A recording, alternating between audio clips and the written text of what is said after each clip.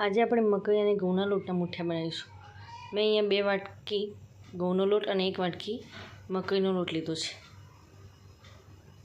તેમાં 2 ચમચી ખાટું દહીં અને બોરું ખાંડ નાખી છે। તમે બોરું ખાંડની જગ્યાએ ગોળ પણ નાખી શકો છો। પછી આદુ લસણની મરચાંની પેસ્ટ, તેલનું મોયણ નાખ્યું છે। પછી હળદર, મરચું, ધાણા પાવડર, મીઠું એ બધા મસાલા બરાબર કરેલા છે।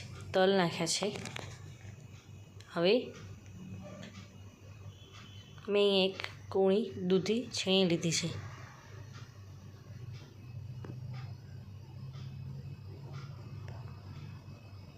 દૂધીને એની ઉપર નાખી દેવી।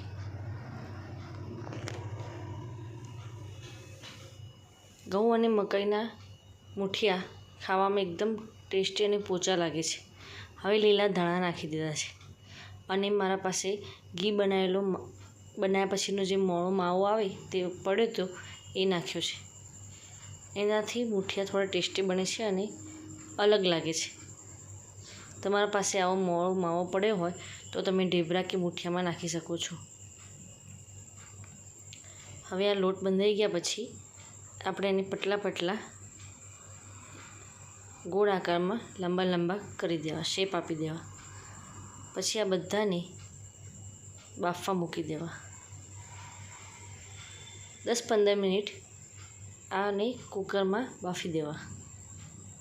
ચડી ગયા પછી આપણે તેને ઠંડુ પડી ગયા પછી નીચે ઉતારીને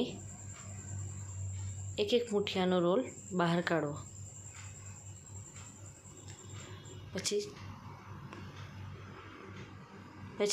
આપણે એક ચોક્કસ શેપ આપવાનો, નાનો નાનો।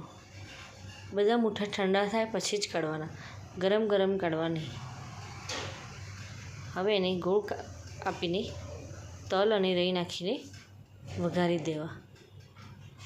આ ઘઉં અને મકાઈના લોટના મુઠિયા તૈયાર, જે ખાવામાં ટેસ્ટી લાગે છે।